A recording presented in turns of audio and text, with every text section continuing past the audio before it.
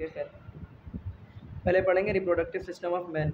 अब इसमें क्या क्या पढ़ना है इसका जो यानी कि तुम्हारे पास लर्निंग ऑब्जेक्टिव है, उसमें तुम्हें हर पार्ट्स के नाम पता होना चाहिए, एक पार्ट दूसरे कौन से पार्ट को कनेक्ट करता है और एक पार्ट का फंक्शन क्या है, और उसमें से जो चीज़ प्रोड्यूस हो रही है या जो हार्मोन प्रोड्यूस हो रहा है वो आपको पता होना चाहिए। सही है। तो सबसे पहले देखेंगे reproductive system of man.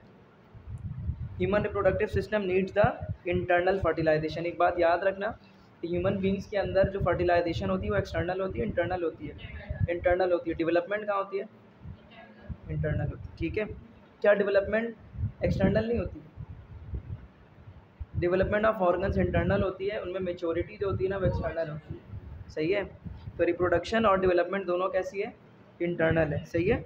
The reproductive system is unique in two aspects. Firstly, अब ये दो रीज़न है, जब भी इस तरह के पॉइंट्स होते हैं ना तो वो किस तरह से आते हैं आपके पास, ये फैक्ट्स वाले क्वेश्चन में आ जाते हैं। जैसे तुम्हारे पास लिखा होगा the reproductive system is unique is because of, उसमें तुम्हारे पास रीजंस दिए जाएंगे नंबर 1 करके, number 2, number 3, number 4। Option A होगा 1 ओनली, ऑप्शन बी होगा 1 and 2 ओनली, ऑप्शन सी होगा 1, 2 and 3 only, option D none of these, option E 1, 2, 3 and 4 each and every one. तो इस तरह के क्वेश्चन ऐसे आते हैं। ठीक है। अब यहाँ पर तुम्हारे पास जो रिप्रोडक्टिव सिस्टम ऑफ मैन है वो यूनिक क्यों है? पहली उसकी वजह क्या है? The fact that it does not becomes functional until it is turned on at the puberty by the action of sex hormones. जब तक प्यूबर्टी नहीं आती, जब तक सेक्स हार्मोन्स बॉडी में प्रोड्यूस नहीं होते, तब तक ये रिप्रोडक्टिव सिस्टम आपके पास एक्टिवेट नहीं होता, इनएक्टिव होता है। पहली वजह तो ये हो गई। ठीक है, कि reproductive system of man unique क्यों है। दूसरी क्या वजह है? इन कंट्रास्ट, यानी कि बकियत एनिमल्स में क्या होता है? All the other systems are functional at the birth और शॉर्टली देयर आफ्टर। अच्छा, यहाँ पर दूसरे एनिमल से कंपेयर नहीं किया, other system of the male body से कंपेयर किया है कि तमाम के तमाम सिस्टम एक्टिव रहते हैं, सिवाय कौन से सिस्टम के? रिप्रोडक्टिव सिस्टम के, जो कि एक्टिव उस वक्त होता है जब आपके पास क्या होती है? प्यूबर्टी आती है। ठीक है। उसके बाद in contrast all the other body systems are functional at the birth और shortly there after. Secondly, the organ system of the body exhibit slight difference in males and female while the reproductive system is quite different in male and female। देखो क्या कह रहे हैं? The other organ system of the body exhibit the slight differences in male and female while the reproductive system is quietly different in male and female। देखो, mail और female के अंदर जो रिप्रोडक्टिव सिस्टम है उनके पार्ट्स का भी difference है, उनका फंक्शन भी डिफरेंस है। ठीक है।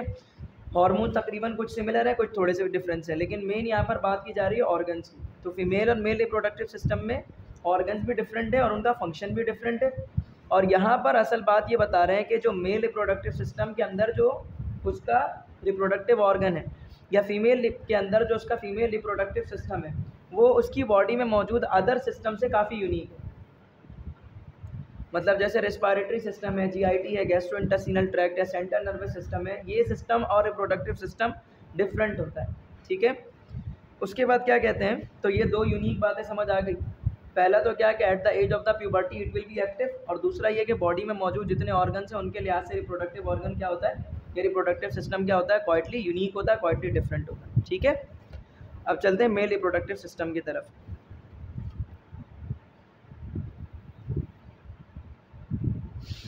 Male reproductive system, the main function of the male reproductive system is to produce the maintain sperm. सबसे ये मेन फंक्शन है मेल रिप्रोडक्टिव सिस्टम का। The main function of the male reproductive system is what? Is to produce and maintain the sperm। सिर्फ production नहीं बल्कि उसको maintain करके भी रखना, उसको न्यूट्रलाइजेशन देना, उसको मेच्योरिटी देना। सही है। तो मेन फंक्शन क्या हो गया मेल रिप्रोडक्टिव सिस्टम का? Is to produce and maintain the sperms. ठीक है। तो अगर एमसीक्यूज में यहाँ से कोई लाइन आती है तो सिंपल यही लाइन आएगी कि जो मेन फंक्शन है मेल रिप्रोडक्टिव सिस्टम का वो क्या है? Is to produce the main sperms. ठीक है। और इसका किस तरह से भी क्वेश्चन आ सकता है, चलो पहले टॉपिक पूरा पढ़ते हैं फिर बताता हूँ और मजीद क्वेश्चन इससे कैसे आ सकते हैं। Structure of male reproductive system, structure आना चाहिए, फंक्शन आना चाहिए, हार्मोन्स किससे क्या प्रोड्यूस हो रहा है और किस वक्त प्रोड्यूस हो रहा है ये पता होना चाहिए। यहाँ पर मेल रिप्रोडक्टिव सिस्टम की डायग्राम अवेलेबल है, तुम्हारी वाली जो एसटीडी की बुक है उसमें ब्लैक एंड वाइट है, उसमें कुछ समझ भी नहीं आता। ठीक है। The male reproductive system includes, सबसे पहले गोनैड्स। अच्छा, इसके ऑर्गन भी पूछे जाते हैं कि which of the following is considered as a parts of a male reproductive system, या which one of the following is considered as a part of female reproductive system. और बाद पार्ट्स दिए जाते हैं, उनका फंक्शन साथ साथ दे दिया जाता है। ठीक है। The male reproductive system include the gonads. सबसे पहले क्या चीज़ होगी? गोनैड्स होगी। और गोनैड्स ये वो ऑर्गन है जो कि असल में क्या कहलाते हैं? टेस्टिस कहलाते हैं। ठीक है। एसेसरी डक्ट्स, एसेसरी डक्ट्स में आपके पास क्या है? मतलब एसेसरी मतलब जो ज़रूरी है। ठीक है। सबसे पहले जो एक डक्ट है मतलब ट्यूब लाइक ऑर्गन, एपिडिडाइमस, दूसरा डक्टस डिफरेंस, तीसरा इजैक्यूलेटरी डक्ट और चौथा यूरिथ्रा। तो अगर तुमसे पूछे कि which of the following accessory ducts is present in a male reproductive system, तो 4 डक्ट्स हैं, पहला एपिडिडाइमस, दूसरा डक्टस डिफरेंस, तीसरा इजैक्यूलेटरी डक्ट और चौथा यूरिथ्रा। ठीक है, यहाँ पर साथ साथ देखते चले जाते हैं। The male reproductive system include the gonads, इधर मार्क किया इन्होंने, या फिर टेस्टिस इन्होंने मार्क किया होगा, ये रहा। ठीक है, टेस्टिस यहाँ पर मार्क है, singly called as testis, TES TIS, और 2 इन नंबर्स होते हैं तो इसलिए हम TES लिखते हैं। ठीक है, तो प्लूरल अगर पूछेगा तो ES लगेगा, सिंगुलर पूछेगा तो IS लगेगा। एसेसरी डक्ट्स में तुम्हारे पास आ जाएगा सबसे पहले एपिडिडाइमस, तो एपिडिडाइमस ये रहा। ठीक है, देखो यहाँ से ये जो डक्ट बाहर आ रही है, this is called as epididymis. यहाँ देखो ये टेस्टिस बना हुआ है, टेस्टिस से आपके पास ये इजैक्यूलेटरी डक्ट जो सबसे पहला पोर्शन होता है जो कि टेस्टिस से कनेक्ट होता है, that is called as epididymis, it is highly coiled portion. ठीक है, और यहाँ पर भी आपको नज़र आ रहा है एपिडिडाइमस। तो ये पिक्चर भी आ सकती है मार्क करने के लिए, तो आपको पिक्चर भी रिमेंबर होनी चाहिए। सबसे पहला हो गया एपिडिडाइमस, दूसरा डक्टस डिफरेंस। यही ट्यूब आगे जाएगी, हाईली कॉइल्ड होगी, एफरन डक्ट ट्यूब्स बनेगी, देन फिर आगे फर्दर जाएगी और ये डक्टस डिफरेंस बन जाएगी। डक्टस डिफरेंस आपको यहाँ पर नज़र आ रही है जो कि ये रहा, और ये यहाँ भी नज़र आ रहा है, दैट इज़ डक्टस डिफरेंस। ठीक है, उसके बाद क्या है, इजैक्यूलेटरी डक्ट आ जाएगा। अब इजैक्यूलेटरी डक्ट देखो तुम लोगों को मिल गया, ये रहा ejaculatory duct. Where is the ejaculatory duct, ये रहा इजैक्यूलेटरी डक्ट। ठीक है, देखो ये रहा इजैक्यूलेटरी डक्ट जो कि यहाँ पर मार्क किया हुआ, सही है। इजैक्यूलेटरी डक्ट के बाद क्या पता होना चाहिए आपको, वेयर इज द यूरिथ्रा, ये यूरेटर है। यूरिथ्रा कहाँ पर है भाई, ये रहा यूरिथ्रा। सारे आपस में कनेक्ट होते हैं लाइन टू लाइन, एक के बाद एक आता चला जाता है, सही है। सबसे पहले कौन सा डक्ट का पोर्शन होगा, एपिडिडाइमस, फिर आगे कौन सी डक्ट, एसेसरी डक्ट होगी जो कि इससे कनेक्ट होगा, that is ductus difference. Ductus difference से कौन कनेक्ट होगा, इजैक्यूलेटरी डक्ट। इजैक्यूलेटरी डक्ट से कौन कनेक्ट होगा, यूरिथ्रा।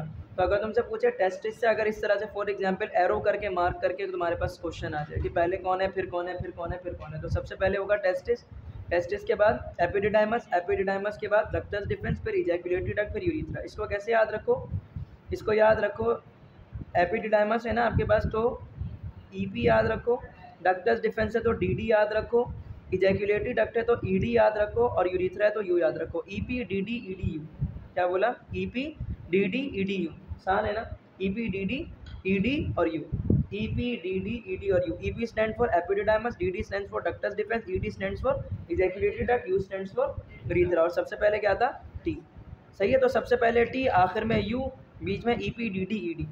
ठीक है, तो इस तरह से ये सीक्वेंस याद रहेगी।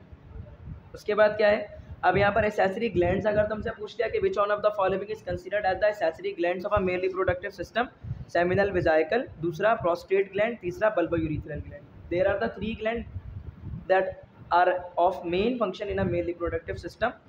First one seminal vesicle, second one prostate gland, तीसरा bulbourethral gland. Option D all of this, all of these हो जाए। ठीक है, and copulatory organ that is a penis. ठीक है, अगर तुमसे पूछे विच one of the following is the copulatory organ of a male reproductive system, that is only a penis. ठीक है, उसके बाद सबसे पहला मेल के सबसे पहला जो हमने पढ़ा था organ, that is gonads, testis, जिसकी डायग्राम यहाँ पर मौजूद है, इसको हम देखेंगे। Testis are the male gonads. ठीक है, एक चीज़ याद रखना, टेस्टिस क्या है आपके पास, मेल गोनैड्स है, it is not a female gonads. ठीक है, what are the gonads that are called as testis, it will produce the sperm sexually. ठीक है, the testes are the male gonads which are situated outside the abdomen within a skin pouch called the scrotum। जो skin pouch मौजूद होता है जिसके अंदर ये लाई करता है, ये रहा skin pouch that is called as scrotum, जिसके अंदर टेस्टिस मौजूद है। ठीक है, the testis are the male gonads which are situated outside the abdomen within a skin pouch called as scrotum. ठीक है, उसके बाद each testis is divided into 250 to 300 lobules. एक एक टेस्टिस किस पर आपके पास मौजूद होता है, टिब्यूल्स पर कंसिस्ट होता है, और टिब्यूल्स कितनी तादाद में होती है, तकरीबन 250 to 300 लोब्यूल्स पर कंसिस्ट होती है। Each testis is divided into 250 to 300 lobules. Each lobule contain 1 to 4 tightly coiled seminiferous tubules. ये देख रहे हो सेमिनिफेरस टिब्यूल, यहाँ दिख रहा है सेमिनिफेरस टिब्यूल, सही है। यहाँ पर क्या होता है कि टेस्टिस मेनली कंसिस्ट होता है किस पर, 250 से 300 लोब्यूल्स के ऊपर। ठीक है, और लॉब्यूल्स के अंदर क्या पड़े होते हैं, एक एक लॉब्यूल के अंदर each lobule contain 1 to 4 tightly coiled seminiferous tubule. देखो यहाँ पर ये जो आपके पास है ना, this is actually called as lobules, और एक एक लॉब्यूल के अंदर क्या पड़ा होता है, 1 to 4 क्या पड़ा होता है आपके पास, सेमिनिफेरस टिब्यूल्स मौजूद होते हैं। तो सबसे पहला क्या पढ़ा आपने, गोनैड्स। गोनैड्स आपके पास क्या है, टेस्टिस है, टेस्टिस कहाँ लाया करते हैं? Outside the abdomen in a pouch, that pouch is called as scrotum. और टेस्टिस कितने में डिवाइड है? 250 to 300 लॉब्यूल्स में डिवाइड है। एक एक लॉब्यूल के अंदर क्या पड़ा हुआ है? 1 to 4 सेमिनिफेरस टिब्यूल्स पड़े हैं, ठीक है, टाइटली कॉइल्ड है आपके पास, मतलब कॉइल्ड और वो भी टाइटली कॉइल्ड है, ठीक है। एसेसरी डक्ट्स अभी पढ़ा था ना, एसेसरी डक्ट्स कौन कौन से थे? एपिडिडाइमस, डक्टस डिफेंस, टी आपके पास क्या था? गोनेड्स, टेस्टिस, उसकी बात हो गई। उसके बाद एसेसरी डक्ट्स में ईपी, डीडी और ईडी और U. Epididymis, ductus deferens, ejaculatory duct और यूरिथ्रा। सबसे पहले किसको पढ़ेंगे? एपिडिडाइमस को। Once the spermatozoa are produce, देखो जैसे कि हर सेल पहले नॉर्मल प्रोड्यूस्ड होता है फिर मेच्योर होता है ना, इसी तरह से टेस्टिस के अंदर जो आपके पास स्पर्म बनते हैं वो स्पर्म डायरेक्टली नहीं बनते। सबसे पहले क्या होता है आपके पास? स्पर्मेटोजोआ, ये प्रोड्यूस होता है टेस्टिस के अंदर, ठीक है। Each spermatozoa, once spermatozoa are produce they move through the seminiferous tubules, ठीक है। सबसे पहले क्या होता है आपके पास? क्या प्रोड्यूस होता है? इसको यहाँ पर प्रोड्यूस करने के लिए वो सेल्स हैं, वो सेल्स की हमें एनाटमी में नहीं जाएंगे बहुत ज़्यादा डिटेल में जा करके। 4 डिफरेंट टाइप्स ऑफ सेल्स होते हैं, किसी का काम कुछ और है, किसी का काम कुछ और है, ठीक है, तो हम उतनी डिटेल में नहीं जा रहे। आपको सिंपल बस इतना पता होना चाहिए, टेस्टिस में सबसे पहले क्या प्रोड्यूस होता है? स्पर्मेटोजोआ प्रोड्यूस होता है। स्पर्मेटोजोआ प्रोड्यूस जैसे ही हो गया, ये अब कहाँ चला जाएगा? दे move through the seminiferous tubules and enters into the tubular network called the rete testis, ठीक है। अब रेटिटेस्टिस यहाँ पर देखो ये रहा मेंशन किया हुआ इन्होंने, बड़ा डेप्थ में पढ़ा रहे हैं, बहुत ज़्यादा डेप्थ मिलेगा। रेटिटेस्टिस हम लोगों ने एमबीबीएस में जाके पढ़ा था। सबसे पहले क्या प्रोड्यूस्ड हुआ? स्पर्मेटोजोआ प्रोड्यूस्ड हो गया, और जैसे ही स्पर्मेटोजोआ प्रोड्यूस्ड होता है वो रुकता नहीं है, वो फ़ौरन से कहाँ चला जाता है? सेमिनिफेरस टिब्यूल्स की मदद से वहाँ से मूव करता हुआ इंटर हो जाता है टिब्यूलर नेटवर्क में, जिसको क्या कहा जाता है? रेटिटेस्टिस। समझ आई बात? सबसे पहले क्या प्रोड्यूस हुआ? वो फौरी तौर पर सेमिनिफेरस टिब्यूल से मूव करता हुआ किधर चला गया? रेटिटेस्टिस से। देखो ये रेटिटेस्टिस है, रेटिटेस्टिस किससे कनेक्ट होता है? सेमिनिफेरस टिब्यूल से कनेक्ट होता है। तो जैसे ही स्पर्मेटोजोआ बना, सेमिनिफेरस टिब्यूल्स की मदद से किधर चला गया?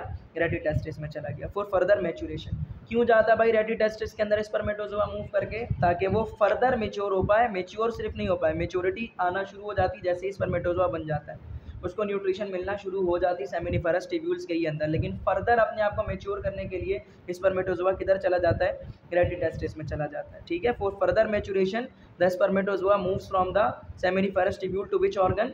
रेटिटेस्टिस, ठीक है। The spermatozoa are transported out of the testis by a series of efferent ductules. अब रेटिटेस्टिस से बाहर कैसे निकलेगा? देखो यहाँ पर इफरेंट डक्ट्यूल्स नजर आ रहे हैं। एफरेंट का मकसद होता है आना, इफरेंट का मकसद बाहर जाना।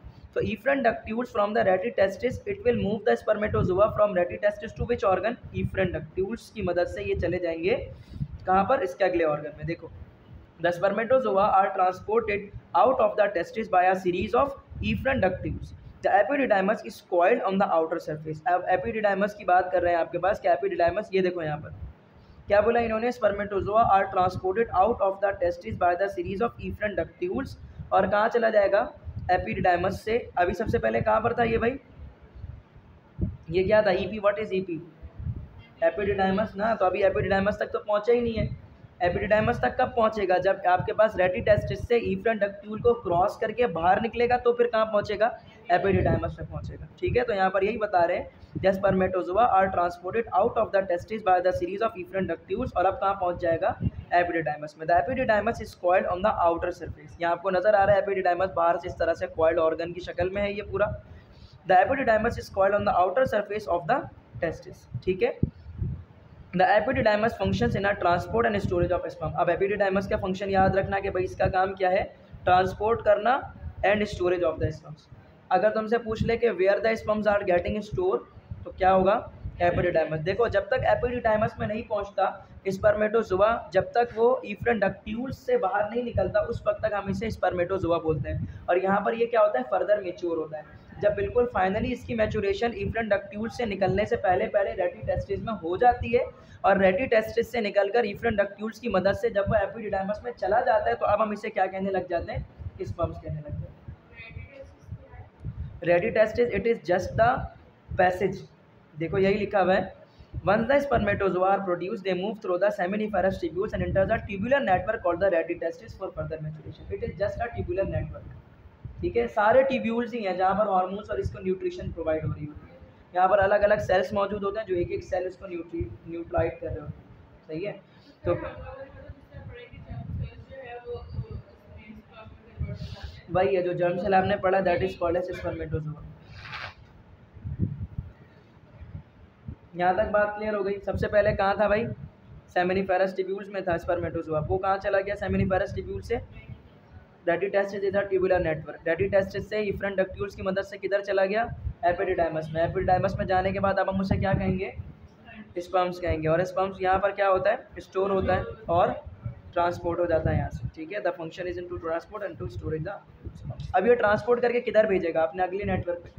तो एपिडिडाइमस के बाद किसकी बारी आती है, डक्टस डिफरेंस की बात आती है, ठीक है। Epididymis opens into the another duct called the vas deferens. अब देखो यहाँ पर डक्टस डिफरेंस नहीं आया, पहले क्या आ गया, वास डिफरेंस, ठीक है। अब देखो यहाँ पर मौजूद है vas deferens,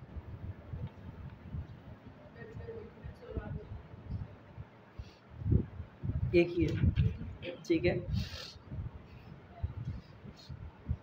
Epididymis opens into the another duct called as vas deferens, which joins the duct of the seminal vesicles to form the short ejaculatory duct. What is seminal vesicle? Accessory glands पढ़ा था अभी, 3 थे ना, seminal vesicle, prostate gland और बल्बोयूरिथ्रल gland. तो जो यहाँ पर कौन सा सबसे पहला, सेमिनल वेसाइकल। अब सेमिनल वेसाइकल इधर मैं दिखाता हूँ कहाँ पर बना हुआ है भी कि नहीं है, ये रहा, देखो ये हो रहा है सेमिनल वेसाइकल ना, ये रहा, इतना छोटा सा होता है, यहाँ बहुत छोटा सा होता है, इधर भी बना, इधर बना होगा, सही यहाँ से नज़र आ रहा होगा, ये रहा सेमिनल वेसाइकल, यहाँ दिख रहा है भाई सेमिनल वेसाइकल, ये रहा। बटरफ्लाई लाइक इन शेप होता है ये, और पेयर में होता है, ठीक है, एक लेफ्ट साइड पर होता है, एक राइट साइड पर होता है। Epididymis opens into the another duct called the vas deferens, which joins with the duct of the seminal vesicle to form the short ejaculatory duct. Ejaculatory duct, it is not a single duct. Ejaculatory duct is formed by the 2 tubes actually. Epididymis opens into the another duct called the vas deferens. Epididymis basically तौर पर जिस duct में open होता है उस duct का नाम क्या होता है, वास डिफरेंस होता है, which joins with the duct of the seminal vesicle. और यही वास डिफरेंस किसके साथ ज्वाइन होता है, सेमिनल वेसाइकल के साथ ज्वाइन होता है, ताकि वो शॉर्ट क्या बनाए, इजैक्यूलेटरी डक्ट बनाए। तो ejaculatory duct is formed by which things, ejaculatory duct is formed by the vas deferens या डक्टस डिफरेंस और सेमिनल वेसाइकल से निकलने वाला जो आपके पास क्या होता है, डक्ट होता है। सेमिनल वेसाइकल से जो हार्मोन प्रोड्यूस हो रहे होते हैं या जो सिक्रीशन होती है वो अब आकर के इसी ट्यूब में इजैक्यूलेटरी डक्ट में आ जाती है। क्यों इजैक्यूलेटरी डक्ट में आ गई, क्योंकि ये किसके साथ मिल गई है, वास डिफरेंस के साथ। तो वास डिफरेंस में आपके पास क्या थे, स्पर्म्स पड़े हुए थे, स्पर्म्स आए आपके पास कहाँ पर, वास डिफरेंस में, और वास डिफरेंस के साथ कौन सी एक और एक ट्यूब कनेक्ट हो गई, कौन सी एक और एक ट्यूब कनेक्ट हो गई, सेमिनल वेसाइकल से निकलने वाली जो ट्यूब है वो कनेक्ट हो गई। तो सेमिनल वेसाइकल से जो आपके पास ट्यूब निकल रही थी, ठीक है, जब वो कनेक्ट हो गई किसके साथ, वास डिफरेंस के साथ, तो जो चीज़ बनी उसे हम क्या बोलेंगे, इजैक्यूलेटरी डक्ट, ठीक है। तो इजैक्यूलेटरी डक्ट में सिर्फ आपके पास वो ट्यूब नहीं आ रही होती जो डायरेक्टली किधर से आ रही थी, किधर से आ रही थी, एपिडिडाइमस से, बल्कि उसमें एक छोटा सा बीच में रास्ते में एक और एक चीज़ कनेक्ट होती, that is called as seminal vesicle secretion tube, ठीक है। Here the ejaculatory duct enter the prostate gland. अब ये कहाँ पर एंटर होता है भाई, प्रोस्टेट ग्लैंड में। ये देखो ये सेमिनल आपके पास क्या पड़ा है, सेमिनल वेसाइकल, इसका ये छोटा सा आपके पास ओपनिंग इधर आती है, और पीछे से ये कौन आ रहा था, पीछे से कौन सी ट्यूब थी, क्या थी, देखो एपिडिडाइमस, ठीक है। एपिडिडाइमस से क्या बना था, डक्टस डिफरेंस। अभी पढ़ा डक्टस डिफरेंस जो आपके पास है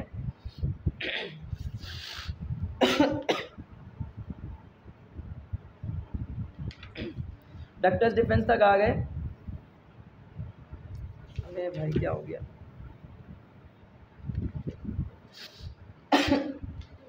epididymis opens into the another duct called as vas deferens, which joins with the duct of seminal vesicle to form the short ejaculatory duct. ये रहा इजैक्यूलेटरी डक्ट। इजैक्यूलेटरी डक्ट कब बना, जो पीछे से जो ट्यूब आ रही थी वो किसके साथ कनेक्ट हुई, सेमिनल वेसाइकल से निकलने वाले ट्यूब के साथ, and now this is called as which duct, ejaculatory duct, ठीक है। Here the ejaculatory duct enters into the which gland, here the ejaculatory duct into the second gland, and that is called as prostate gland. यानी वही tube जो अभी बनी थी वो फौरन से अब न्यू एक और एक ग्लैंड में चली जाएगी और उस ग्लैंड को क्रॉस करते हुए बाहर निकलेगी, और जिस ग्लैंड में गई, ये ग्लैंड असल में इस तरह से पड़ा होता है, जैसे ये पाइप है ना, इस पाइप के इर्द गिर्द इस तरह से ऐसे कर दो, सही है। सबसे ज़्यादा जो आपके पास रिप्रोडक्टिव ऑर्गन का जो कैंसर होता है, सर राशिद हसन जो कि क्या नाम है उधर पे हैं डॉक्टर, जिनके जो टीचर हैं, उनके वालिद साहब का भी रिसेंटली इसी का कैंसर हुआ था, प्रोस्टेट कैंसर हुआ था। मेल रिप्रोडक्टिव ऑर्गन में सबसे जो मेन कैंसर जो मेन है बिल्कुल, यानी कि सबसे कॉमन है, वो यही है, प्रोस्टेट ग्लैंड का कैंसर। सही है। Then it empties into the urethra, और फिर इधर से किधर आ जाता है आपके पास, यही ट्यूब यूरिथ्रा में ओपन हो जाती है। Urethra is also called as urogenital duct and as it carries the urine as well. ये रीज़न अगर फॉर एग्जांपल आ जाए, एमसीक्यूज आ जाएगा, यूरिथ्रा को हम यूरिनोजेनाइटल डक्ट क्यों बोलते हैं, because it is the passage way for the urine as well, ठीक है। And it is also included the genital duct, it is considered as the genital duct. Genital organ के अंदर जो आपके पास पार्ट्स हैं वो इसमें भी कंबाइन होता है, उसमें भी कैलकुलेट किया जाता है, और साथ साथ यूरिन का पैसेज भी है, तो इसीलिए हम इसे कौन सी डक्ट बोलते हैं, यूरिनोजेनाइटल डक्ट कहते हैं, ठीक है, as it carry the urine as well. उसके बाद copulatory organ that is penis. The human penis consist mainly of tissues that can fill with blood to cause a erection, ठीक है। इसमें इरेक्शन क्यों होती है, क्योंकि इसमें आपके पास क्या चीज़ होती है, can fill with the blood to cause an erection, ठीक है। उसके बाद एसेसरी ग्लैंड्स। एसेसरी ग्लैंड्स की बात अभी इन्होंने की थी, कौन कौन से थे एसेसरी ग्लैंड्स, सेमिनल विजाइकल था, प्रोस्टेट ग्लैंड था, और bulbo urethral gland. Seminal vesicle सबसे पहले आता है, उसके बाद कौन आता है भाई, प्रोस्टेट ग्लैंड आता है, और बल्बो यूरिथ्रल ग्लैंड किधर आता है, उससे मजीद नीचे। तो इसको किस तरह से याद रखते हैं, सबसे पहले एस आता है, फिर ई आता है, फिर बी आता है। सही है, उल्टा है ना, देखो ए बी सी डी में क्या आता है, पहले बी आता है, फिर ई आता है, फिर आगे चल के एस आता है। यहाँ पर क्या उल्टी सीक्वेंस है, पहले एस है, फिर ई है, और फिर बी आएगा। तो सबसे पहले सेमिनल विजाइकल, फिर इजैकुलेटरी डक्ट, और फिर उसके बाद बल्बो यूरिथ्रल ग्लैंड आएगा। सॉरी, सबसे पहले क्या आएगा, सेमिनल विजाइकल्स आएगा, सेमिनल विजाइकल्स के बाद प्रोस्टेट ग्लैंड आएगा, प्रोस्टेट ग्लैंड के बाद क्या आएगा, बल्बो यूरिथ्रल ग्लैंड आएगा। एसपीबी या बीपीएस याद रखो, एसबीपी याद रखोगे तो स्टार्टिंग से याद रहेगा, बीपीएस याद रखोगे तो नीचे से याद रहेगा, ठीक है। उसके बाद नेक्स्ट है सेसरी ग्लैंड्स। अब सेसरी ग्लैंड्स में सबसे पहले क्या है, अपेयर ऑफ सेमिनल विजाइकल। देखो यहाँ पर एक इसका पार्ट यहाँ पर है, दूसरा इसका पार्ट यहाँ पर मौजूद है, तो it is consist of a paired organ, ठीक है। तो seminal vesicle it is actually a paired gland, is located at the junction of where, is located at the junction of sperm duct and the ejaculatory duct. किधर पड़ा होता है आपके पास, sperm duct. और स्पर्म डक्ट कौन सी थी असल में, यही जो डक्टस डिफरेंस था, इसी को कह रहे हैं स्पर्म डक्ट, ठीक है, जिधर से स्पर्म निकल के आ रहा था फ्रॉम द एपिडिडाइमस, ठीक है। एंड द इजैकुलेटरी डक्ट, और दूसरा क्या है आपके पास, इजैकुलेटरी डक्ट जो है उसके साथ कंबाइंड इनके जंक्शन पर होता है। Seminal vesicle is located at the junction of sperm duct and the ejaculatory duct. इन दोनों के जंक्शन पर आपके पास क्या मौजूद होता है, सेमिनल विजाइकल। फंक्शन नहीं लिखा हुआ इसका, सेमेन बेसिकली प्रोड्यूस कर रहा होता है ये। प्रोस्टेट ग्लैंड, इसका क्या काम है, या प्रोस्टेट ग्लैंड है किधर, इन circle the urethra just below the bladder. ये जब आपके पास इसमें कैंसर होता है ना, तो ये फूलता है, और फूलने की वजह से ये किसको कवर करके रख रहा है, देखो यही बता रहे थे, prostate gland in circle the urethra.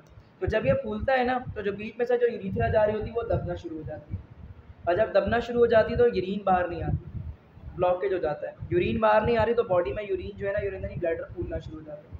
बाद वक्त कुछ पेशेंट को समझ भी नहीं आता, पेट दर्द की वजह से रह जाता है, उनका यूरिनरी बैग जो होता है वो फट जाता है, यूरिनरी ब्लैडर तक फट जाता है। सही है, यानी रास्ते में आते हुए आप पता चला उनको, तो रास्ते में आते हुए इधर उधर धक्का लगता है, तो वो बैग भी फट जाता है अगर वो फुल होता है तो।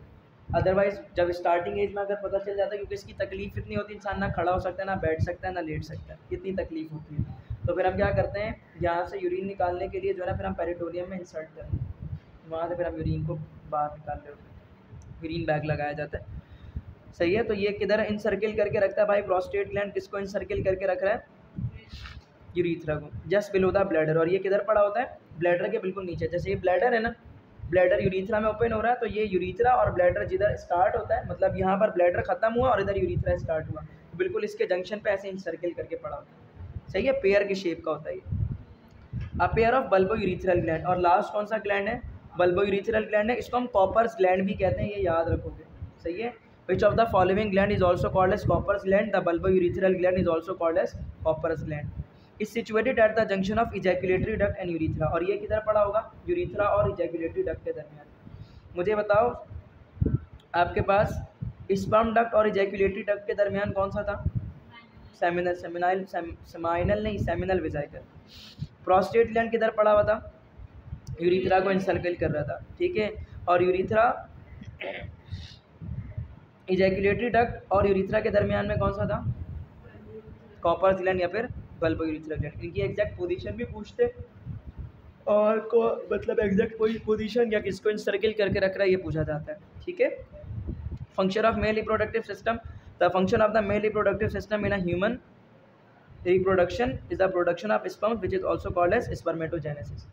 The process by which the sperms produce into the male reproductive organ, this process is called as spermatogenesis, ठीक है। इसमें ये सब नहीं पढ़ना पड़ेगा, मियोसिस और माइटोसिस, ठीक है। मियोसिस और माइटोसिस अलग से, और अगर चाहो तो अपनी बुक से पढ़ लेना स्पर्मेटोजेनेसिस और oogenesis, क्योंकि अगर पढ़ना होता तो फिर ये लोग मेंशन करते कि स्पर्मेटोजेनेसिस और oogenesis आपको पढ़ना है। वैसे ये टॉपिक ही अलग है, इधर है नहीं, एक्स्ट्रा रीडिंग मटेरियल के तौर पे देखो लिखा हुआ मौजूद है। चाहो तो इसको पढ़ लेना भाई घर पे खुद से, एक्स्ट्रा रीडिंग मटेरियल को, ठीक है। एक बार पढ़ लेना, जो ना समझ आए फिर पूछ लेना। इधर देखो भाई, तुम्हारे अगर इंटर में आ जाए ना स्पर्मेटोजेनेसिस की डायग्राम बनाओ, तो ये डायग्राम बनी हुई है यहाँ पर देखो। Primary diploid germ cell called the mitotic division, इसको हम कहते हैं स्पर्मेटोगोनियल स्टेम सेल, सही है, जिसको तुम लोग स्टेम सेल्स कह रहे थे। उसके बाद क्या बनता है, स्पर्मेटोजेनेसिस होती है। स्पर्मेटोजेनेसिस होने के बाद फिर माइटोटिक डिवीजन होगी। फर्दर तो प्राइमरी स्पर्मेटोसाइट्स बनेंगे। प्राइमरी स्पर्मेटोसाइट्स के बाद मियोसिस 1 होगी, सेकेंडरी स्पर्मेटोसाइट्स बनता है। फिर मियोसिस 2 होगी। सेकेंडरी स्पर्मेटोसाइट्स के बाद आपके पास क्या बनेंगे, अर्ली स्पर्मेटिड्स बनेंगे। अर्ली स्पर्मेटिड्स मैच्योर होंगे तो स्पर्म बनेंगे। अच्छा, स्पर्म के 3 पोर्शन होते हैं, हेड, नेक और उसकी टेल होती है। ये रहा हेड आपके पास, head is covered by the acrosome. Head के अंदर क्या पड़ा होता है, न्यूक्लियस पड़ा होता है। उसके बाद इसकी शॉर्ट नेक होती है। शॉर्ट नेक के बाद आपके पास मिड पीस इसका होता है। मिड पीस के अंदर ढेर सारे माइटोकॉन्ड्रिया पड़े होते हैं, जिसको जो ढेर सारी इसको एनर्जी प्रोवाइड कर रहा होता है। देन इसकी टेल होती है, और tail is covered by the plasma membrane. ये इसका स्ट्रक्चर यहाँ पर पड़ा हुआ है। हेड है, हेड में न्यूक्लियस है। नेक है, नेक के बाद आपके पास मिड पीस है। मिड पीस में क्या पड़े होते हैं, ढेर सारे माइटोकॉन्ड्रिया। उसके बाद इतनी बड़ी इसकी टेल होती है, और टेल के अंदर क्या पड़ा होता है, प्लाज्मा मेम्ब्रेन। इसकी मूवमेंट बहुत ज़्यादा फास्ट होती है, क्योंकि इसमें ढेर सारी एनर्जी कौन प्रोड्यूस कर रहा होता है, a number of mitochondria that is present in its mid piece, ठीक है। Hormonal control of male reproductive system, ये भी आपको पता होना चाहिए।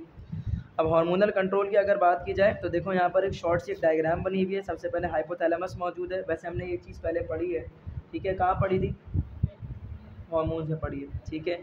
और हाइपोथैलेमस से कौन आएगा, एंटीरियर पिट्यूटरी के पास पहले कौन आएगा, टेस्टोस्टेरोन प्रोडक्शन। वो नेगेटिव फीडबैक देगा इसको, पॉजिटिव फीडबैक कौन दे रहा है, जो हाइपोथैलेमस से आ रहा है, ठीक है। एंटीरियर पिट्यूटरी से सिग्नल जाएगा इंटरस्टिशियल सेल्स में।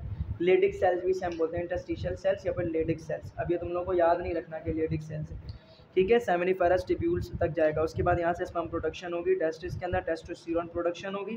टेस्टोस्टेरोन बहुत ज़्यादा जब बन जाता है तो वो खुद ही नेगेटिव फीडबैक देता है एंटीरियर पिट्यूटरी को, और वो फिर आगे प्रोड्यूस नहीं कर पाता मजीद फर्दर। देखो यहाँ पर process of spermatogenesis, what is mean by spermatogenesis, a process in which the sperms is produce into the testis, this is called as spermatogenesis, ठीक है। Is control by the hormonal secretion from the hypothalamus. किसकी मदद से control हो रहा होता है ये प्रोसेस, उन हार्मोन्स की मदद से जो कि किधर से सेक्रीट हो रहे होते हैं, हाइपोथैलेमस से, ठीक है।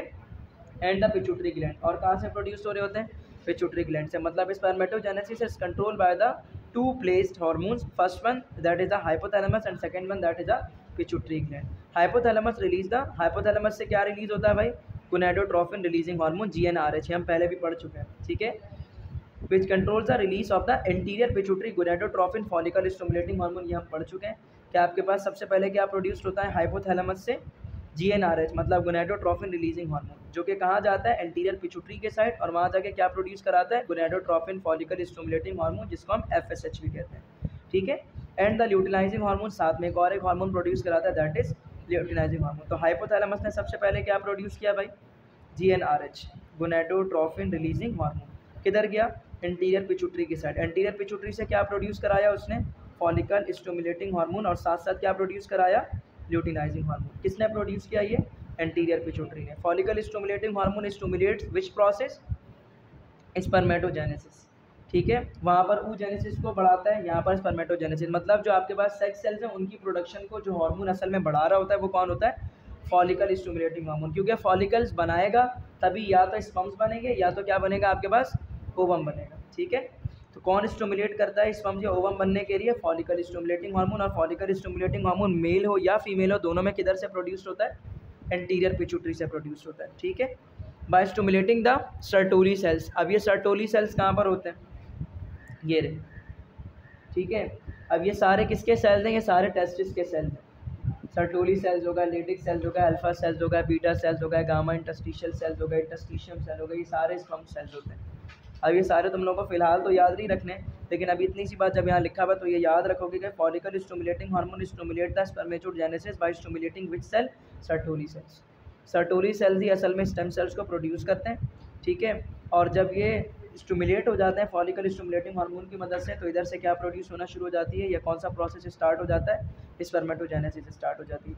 To complete the development of sperms from the spermatids, इधर पड़े होते हैं स्पर्मेटिड्स, और वो क्या होता है, डेवलप होकर के क्या बनते हैं, स्पर्म्स बनते हैं यहाँ पर, ठीक है।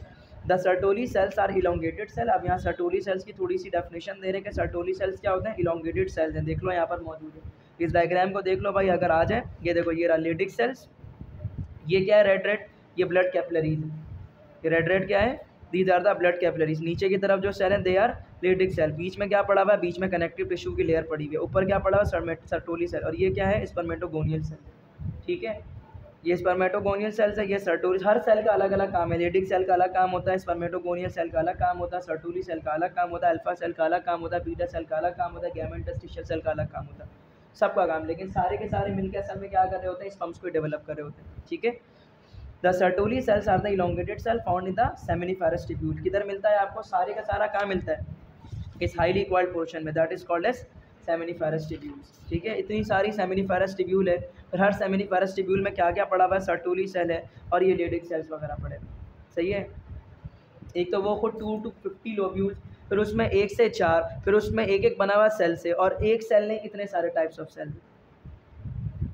The Sertoli cells are elongated cell found in where, found in the seminiferous tubule. याद रखोगे भाई, सेमिनिफेरस ट्यूब्यूल किधर, सॉरी सर्टोली सेल्स किधर मिल रहा है आपको, सेमिनिफेरस ट्यूब्यूल्स में, of the testis, and they nourish the spermatids. Starting में जब बनता है तो स्पर्मेटिड बनता है, सही है, स्पर्मेटोगोनिया होता है, स्पर्मेटोगोनिया से बनता है स्पर्मेटिड, फिर आगे चल के बनता है स्पर्म, ठीक है।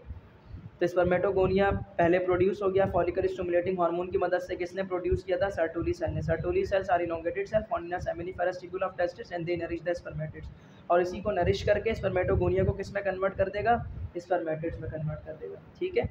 Luteinizing hormone stimulate the Leydig cell. अब ल्यूटिनाइजिंग हार्मोन किसको स्टिमुलेट करेगा, लेडिक सेल्स को, एल से एल याद रखोगे, ठीक है। फॉलिकल स्टिमुलेटिंग हार्मोन किसको स्टिमुलेट कर रहा था, सर्टोली सेल्स को। सर्टोली सेल्स में क्या प्रोड्यूस हुए थे, स्पर्मेटोगोनिया, स्पर्मेटोजेनेसिस का प्रोसेस इधर से स्टार्ट हुआ, स्पर्मेटोगोनिया को फर्दर मेच्योर हो गया वो वहीं पर सर्टोली सेल के अंदर रहते हुए, और वो किस में कन्वर्ट हो गया है, स्पर्मेटिड्स में। अब स्पर्मेटिड्स बन गया, ल्यूटिनाइजिंग हार्मोन जो एंटीरियर पिट्यूटरी से आ रहा था, अब वो किसको एक्टिवेट करेगा, लेडिक सेल्स को, ताकि वो क्या रिलीज करे, टेस्टोस्टेरोन हार्मोन प्रोड्यूस करे। Testosterone causing the growth and the development of germinal epithelium to form the sperms, सही है।